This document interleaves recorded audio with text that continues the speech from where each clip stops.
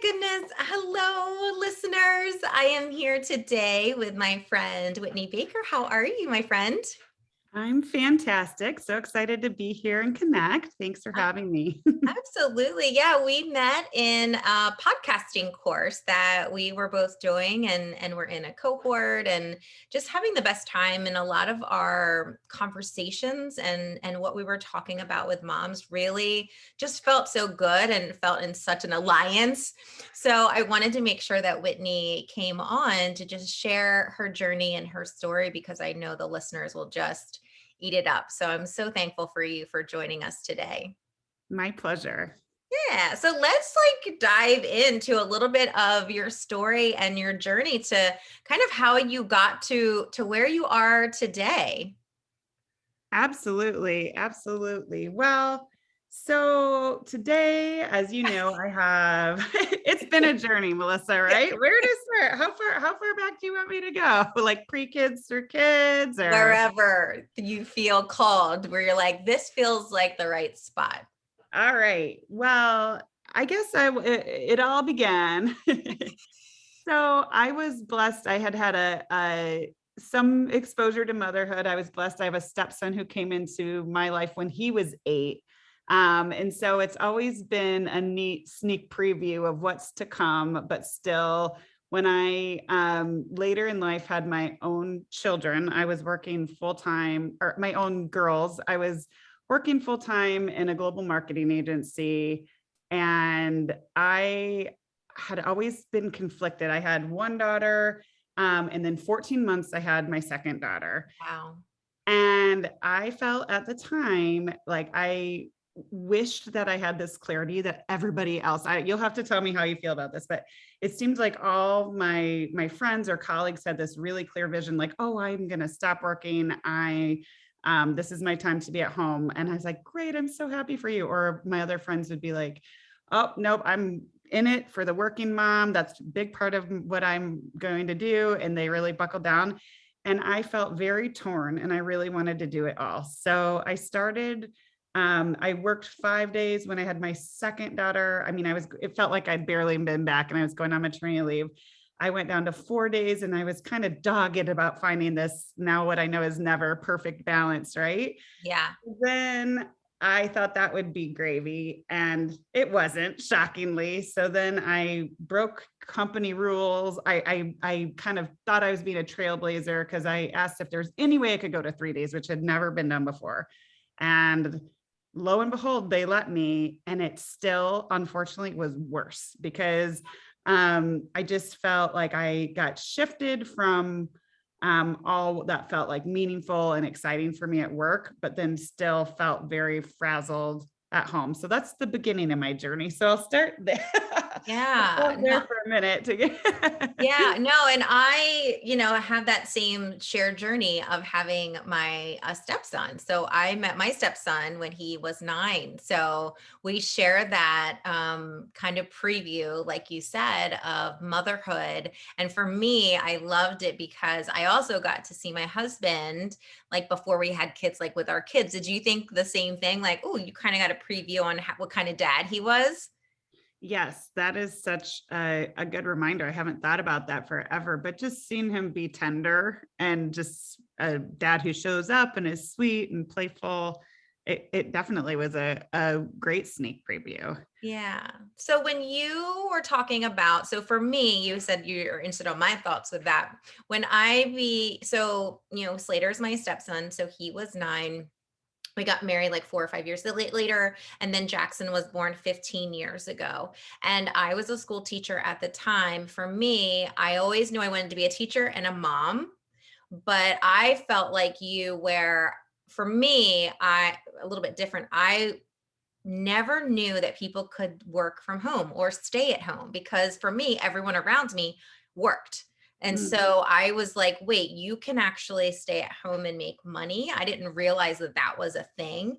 And so once that got into my head, then the wheels started spinning. Wait a second, like I could be making money from home and I could be able to raise my kids and not have to miss anything. So as soon as I knew that there was an opportunity outside of the typical like 9 to 5, even though teachers are never 9 to 5, let's just put it that way, that for me was a shift in belief that like, wait a second, I can be a very present mom and be at home and also work from home. So that's kind of me. Like I knew that if I could be at home, I wanted to be at home at that point because it was something I had never even knew as a possibility. Well, and that is so wonderful that you were able to open your aperture to that possibility, because that's one of the things I talk about a lot is we get so, especially if we're trying to juggle work and then so many changes, especially when you have like real littles and it's just a season.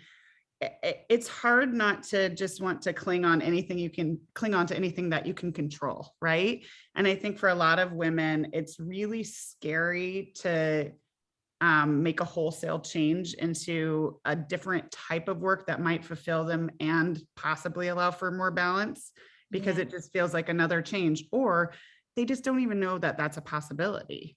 Yeah, absolutely. And that's how I was. I had no idea. So when you went from, I would love to talk a little bit about that corporate life and mentality. And then, because I feel like when maybe we're close to the same age, I'm in my 40s, like that there was like a battle almost with like stay at home moms, like stay at home, work. And so it was like, you felt like, oh, okay, if I stayed at home, like I wasn't enough or I wasn't doing what the working at home mom was doing. Like I felt like there was almost like a banter between both of those different momhoods, I don't know, mom communities. And so it was a big shift to go from, okay, well, I'm working 9 to 5 and that's my mentality, to then wait, I'm working from home and staying at home with my kids. So did you kind of go through that mentality and that mindset shift going from corporate and then wait, now you have babies and then wait, I kind of want to stay home? Like, what was your mentality there? I would love to kind of know from corporate Yeah. 5 days to 4 days to 3 days to then you're at home. Yes. So, first of all, just to acknowledge what you first said, I think that there was and there still is. I'm 40, and so I think that there was and still is a lot of tension sometimes between being a mom who wants to honor the possibilities that we now can have as working women, Mhm.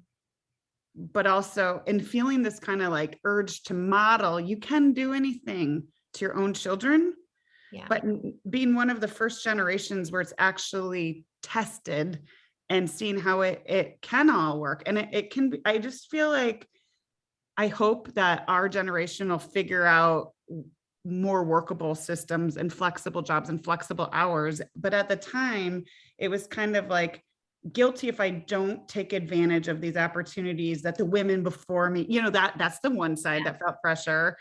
And then on the other side, it's like, let's normalize if you have the flexibility ability to stay at home and that's what your heart calls, like that is more than enough. That's an amazing, the most important job.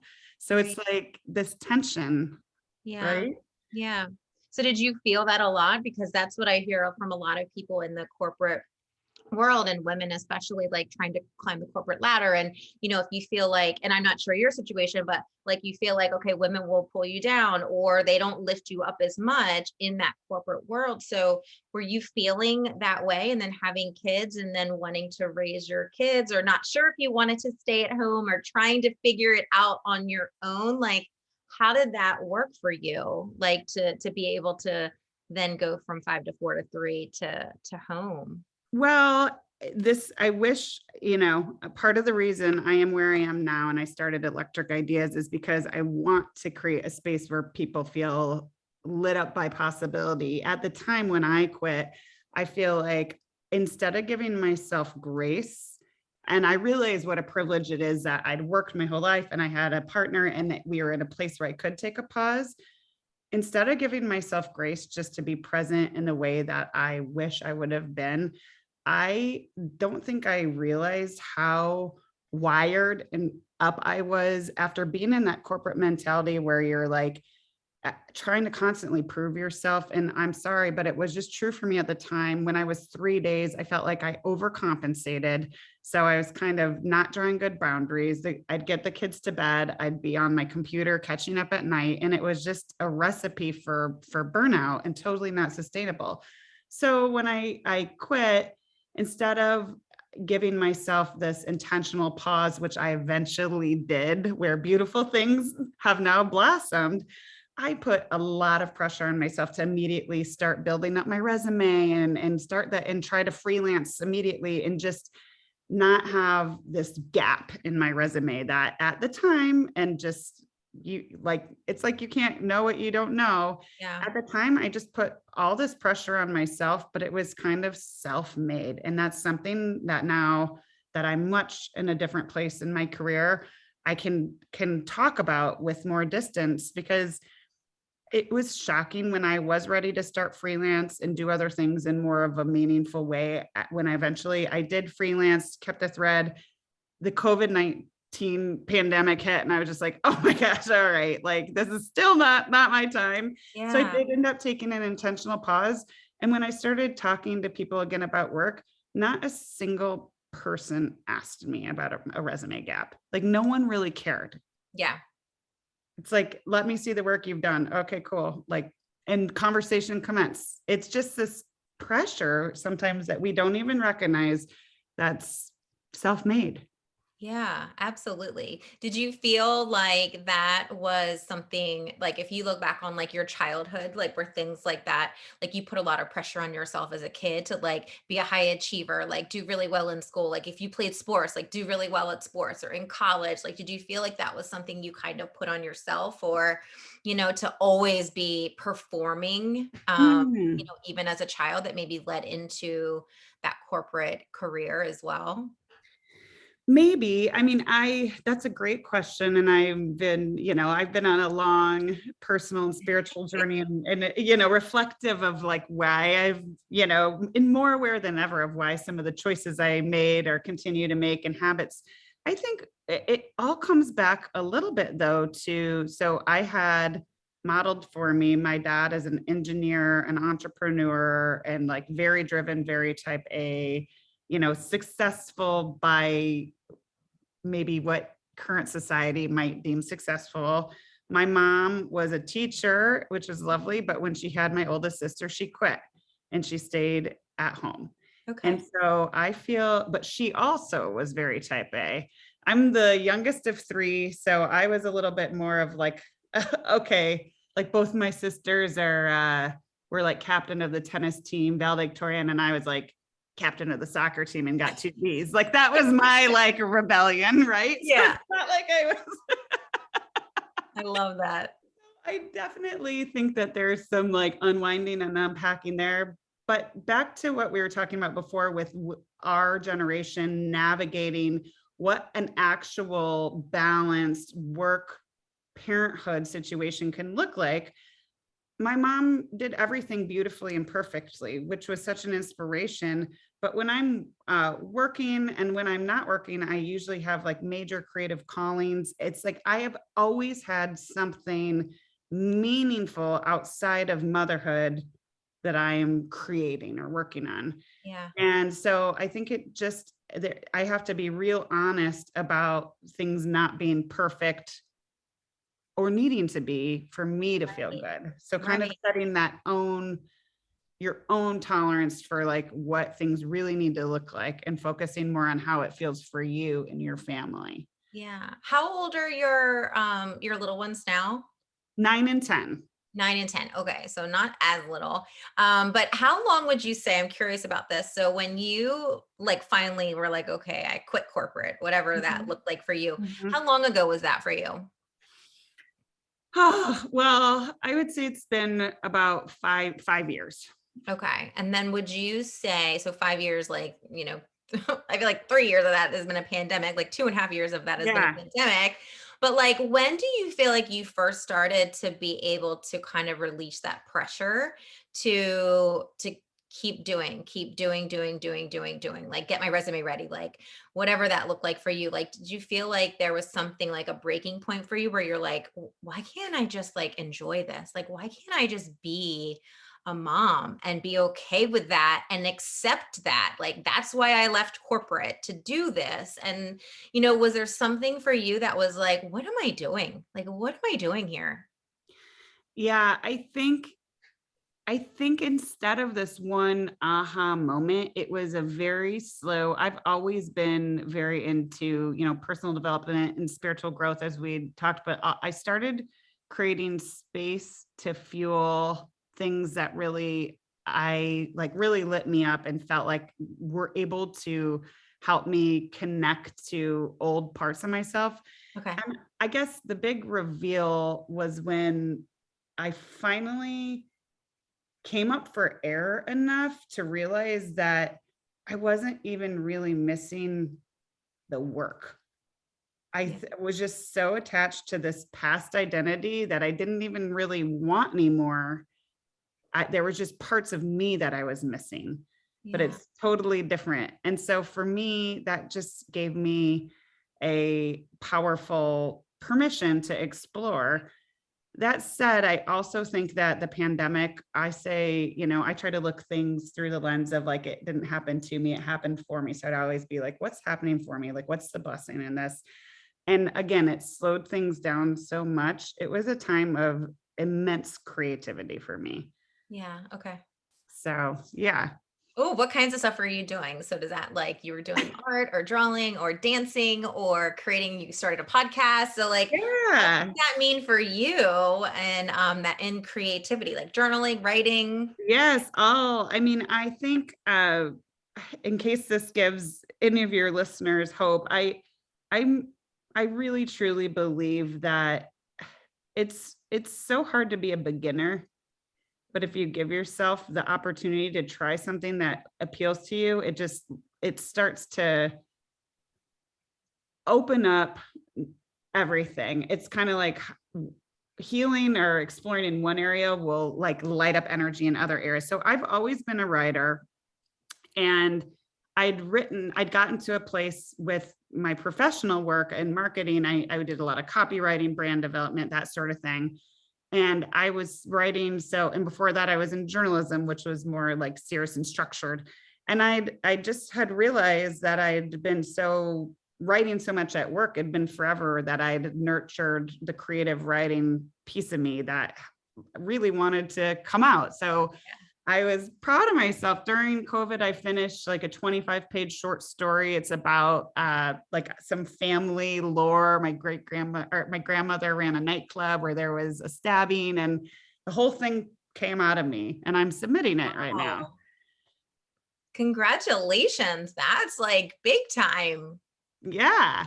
Well, thank you. I'm really excited. And so I knew part of me, again, when I was going through this whole like, well, this is not fulfilling for me anymore, but I do have a calling to share my voice and I really want to serve. And my old work that I was just, clenching onto for so long didn't really check any boxes for that anymore. I had a good experience, fun working with tons of creative people, but I'd outgrown it and it just didn't suit me. So I thought maybe writing, I was called to that. And then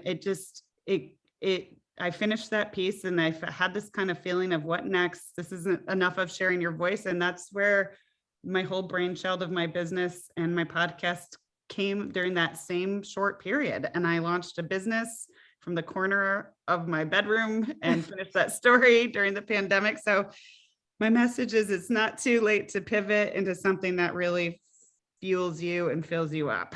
Yeah. Well, and I think that is just beautiful too, to go from your corporate career and what you have always known, for many years of your life and then to shift. So, do you have any tips or hints for moms that maybe are in that same, struggle or same journey of just trying to figure out like who they are, or who are they, if Yeah. you have always been, like, I know so many times, like, I'm just a mom, and I'm like, "Arr!" I want to shake people and be like, oh my gosh, get rid of that just word, like, you're so much more than that, but like, you are a person. And so how do you like talk to people, or do you have any tips on like helping moms like rediscover themselves?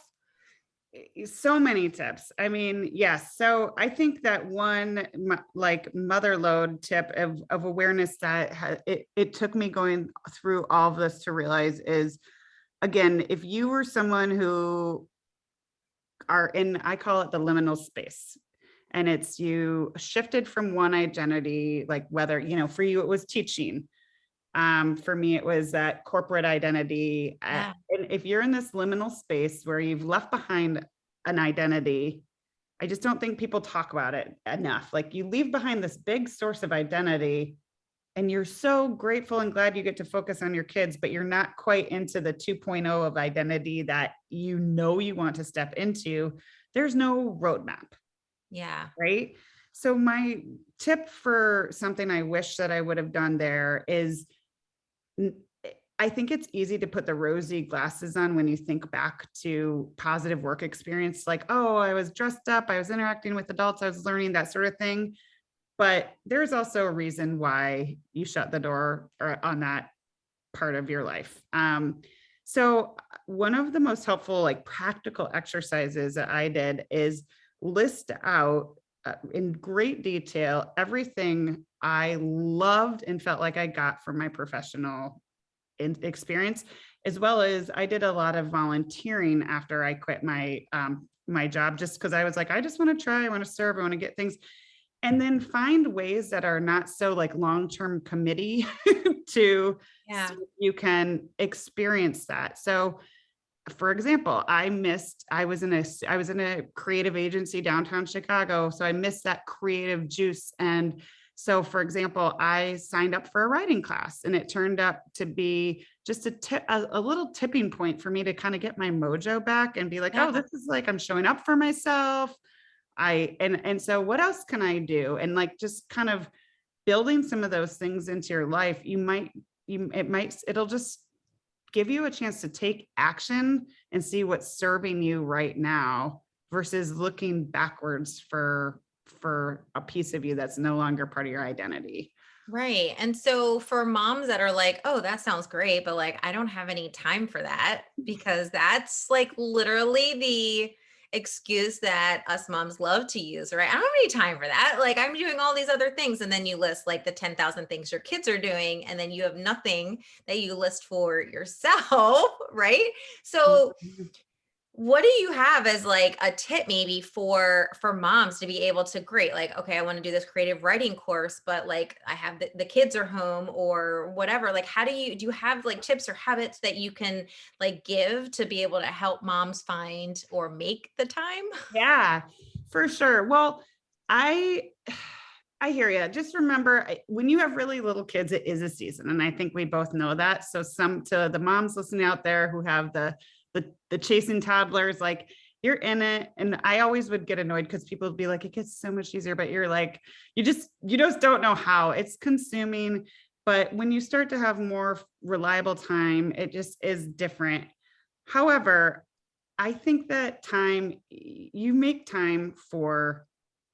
can make time more than you think. And I think a big mistake that a lot of women make is thinking that they need to have like a half day or Yeah. a retreat or something to create. And one of my biggest mom life hacks is trying to have your day feel like you want your life to feel. So time's going to pass no matter what.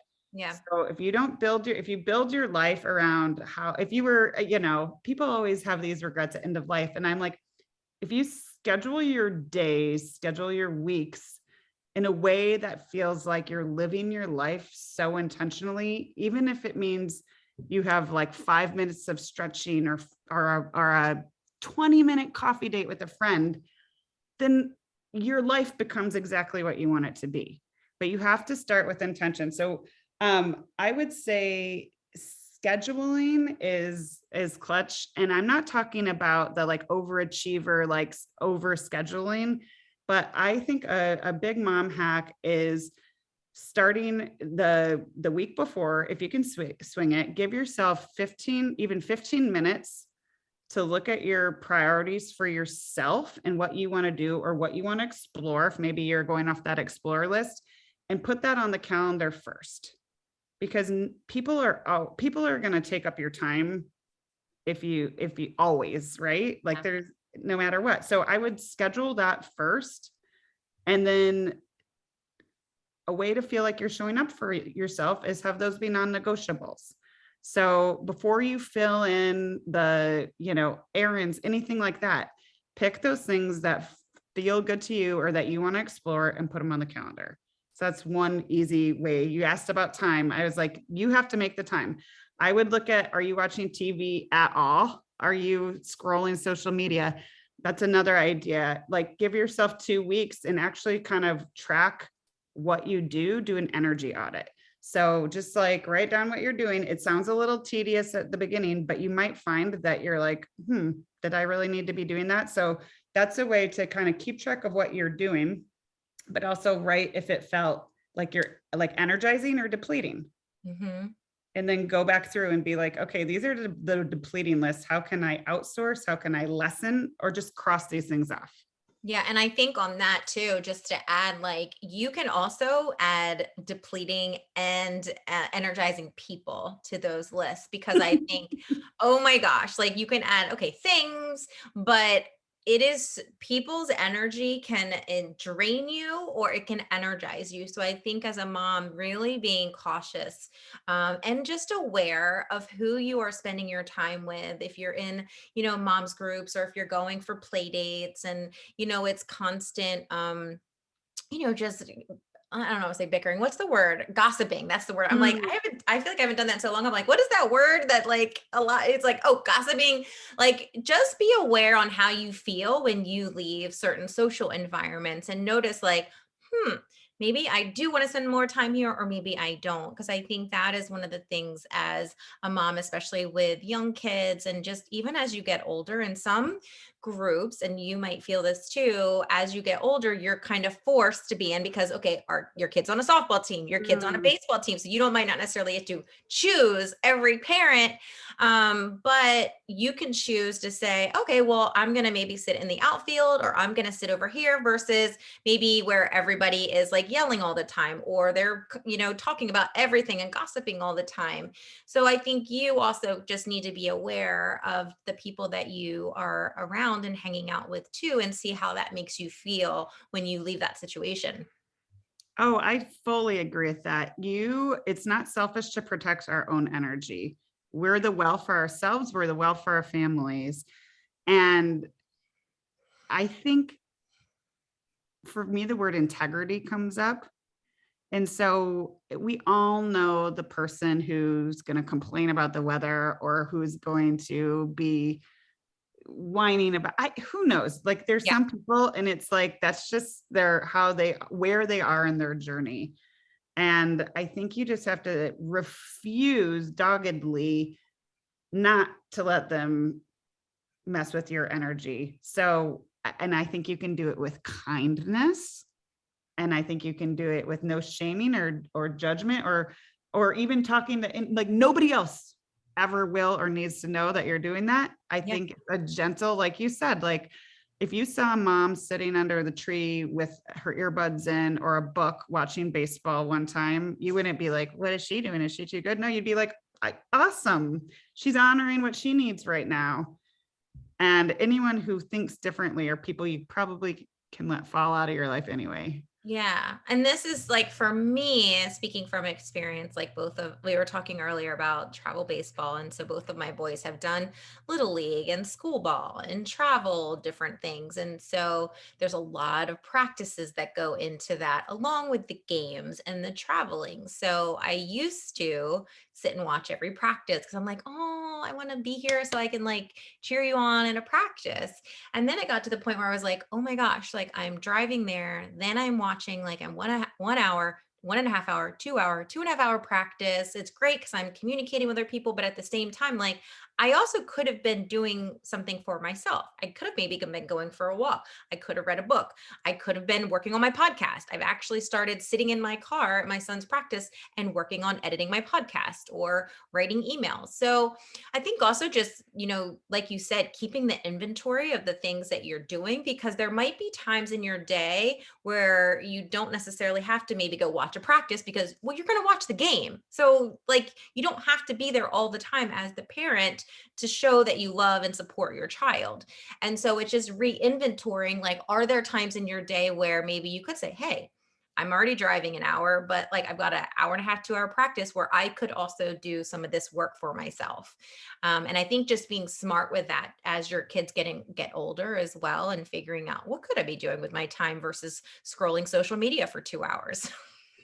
Oh my gosh, Melissa, this is clutch. I'm so glad you're bringing this up too, because one other thing that I don't think people talk about much is sometimes I think moms, especially, it's like the mom guilt no matter what. I think moms feel like they should be at everything. And sometimes I don't think the kids care as much. Like, yes, Yeah. show up to the musical and like be encouraging. But I think demonstrating your own boundaries and that you're taking care of yourself is actually something that you can show them. You can say, hey, I'm staying for the first practice and then I'm going to go for a run so I can be fresh at dinner. And I don't know how you feel about this, but I've seen it where when we try to just do it all the time, that and listen, I don't get it right every time. Nobody does. But those days where I overcommit and overbook, I end up being a lesser version of myself. And then I feel shame,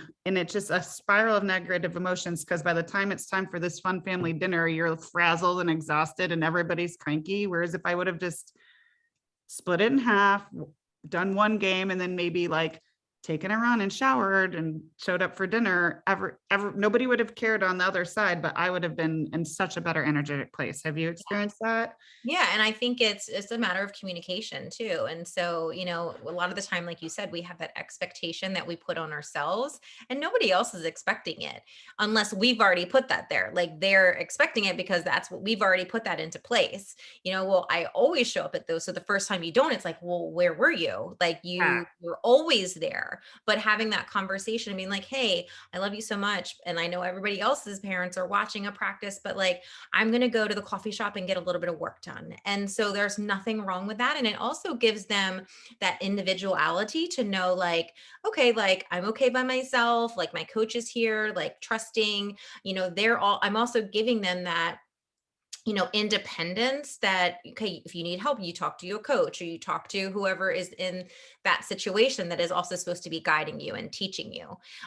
So that is what I have just learned to do. And it's not because I don't love you. Of course I love you so much, obviously I'm bringing you here, but sometimes like I also do have to do some things and set some boundaries for myself on, I also need to get a little bit of work done because, maybe it is a busy season. And so that's just something that I have learned to do and be okay with, because I was that mom before that was like, I need to be at everything and you can't leave my sight. And I have to watch every practice so that I can comment on, you just had a great hit or you had a great play. And it's like, it's actually okay.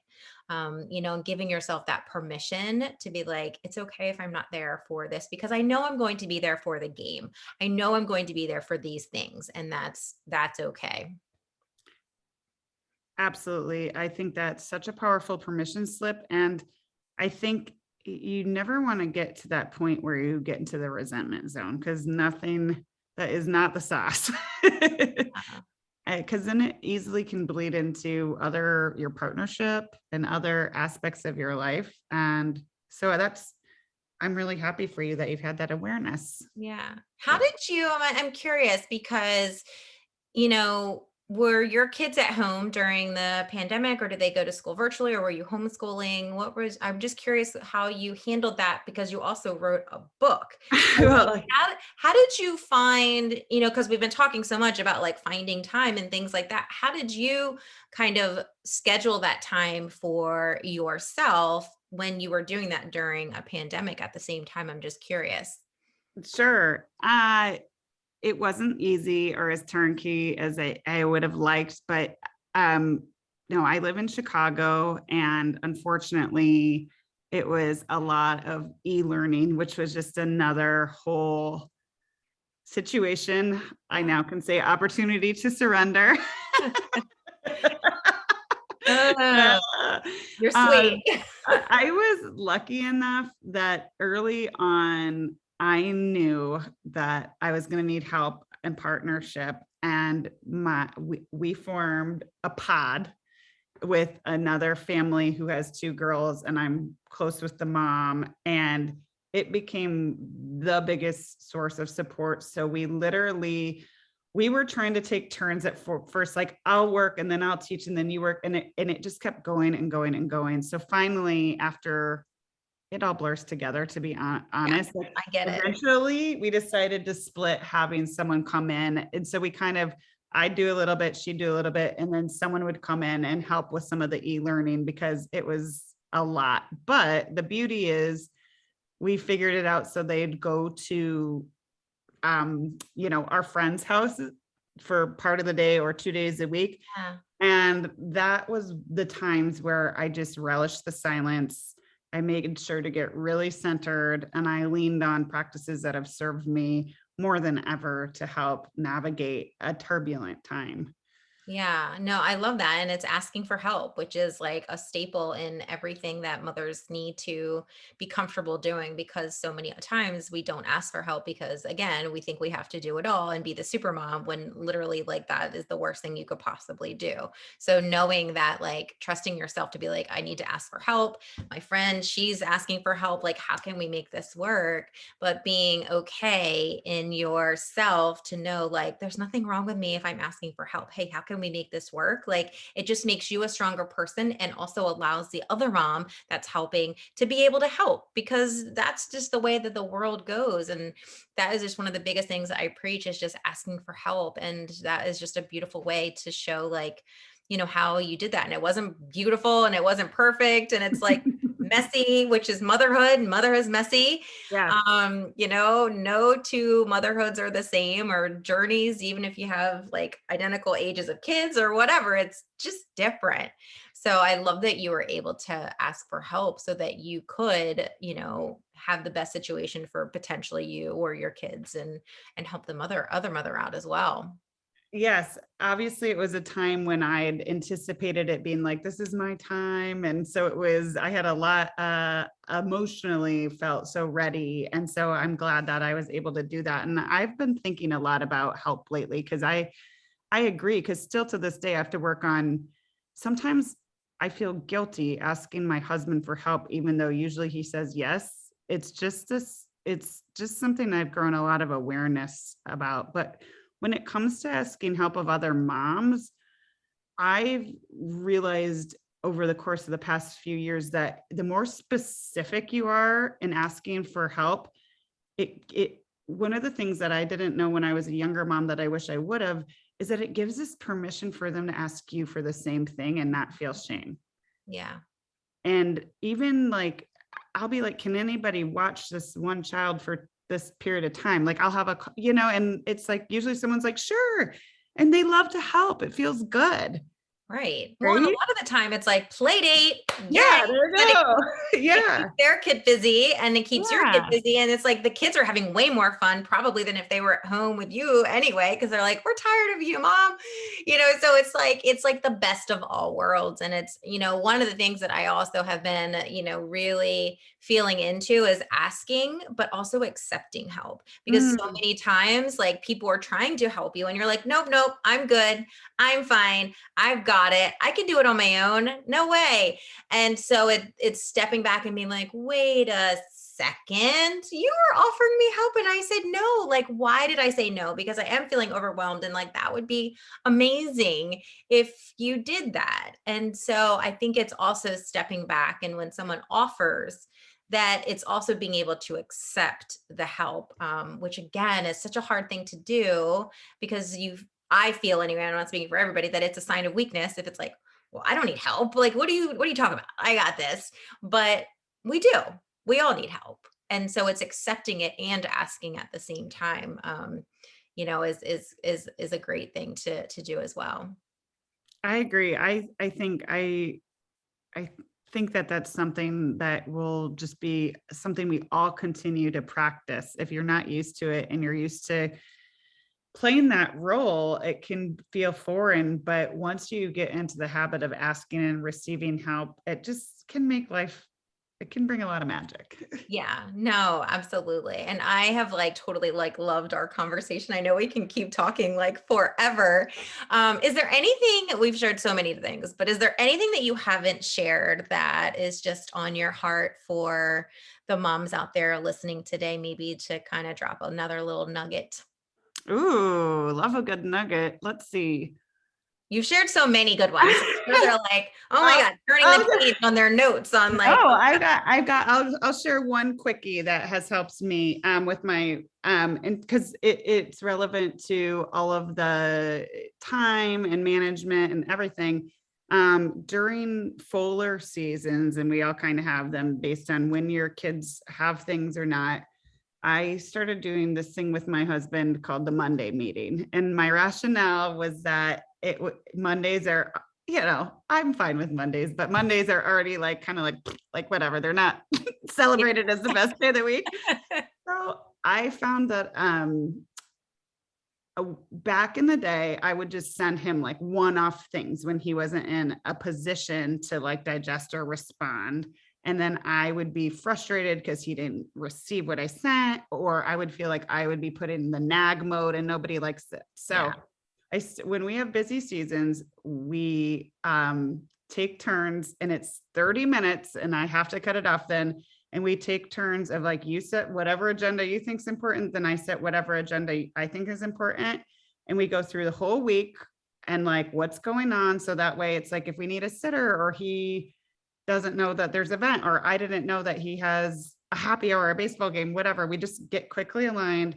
And then we tackle like the most important thing for the family right now. So if there's a trip coming up or a party or something, I feel like we just have this moment that I know is dedicated to logistics.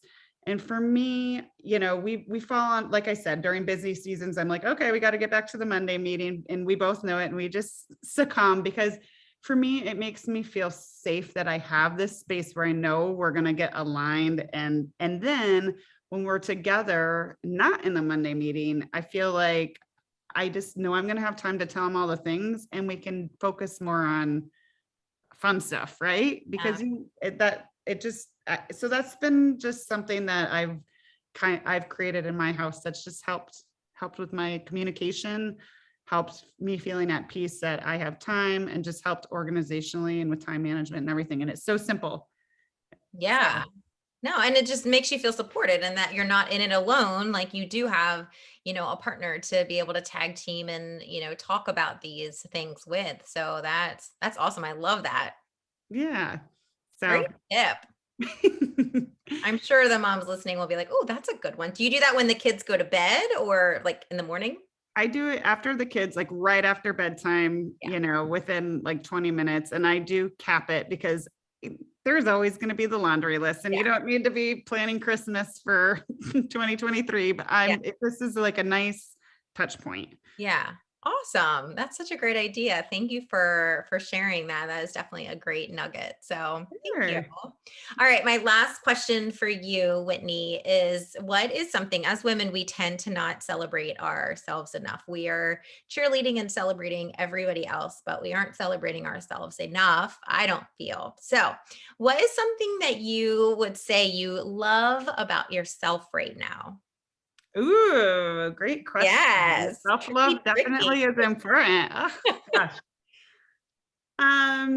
Something I love about myself is that I give myself permission to be silly and playful even as an adult. Ooh, that's so hard. It's so hard to do. Oh, that's so good. Yeah. Awesome. Yeah. Great It's answer. Thank Thank you. Great you. Yeah, question. absolutely. And I'm like, maniacal laugh. If they don't see it coming and I get them.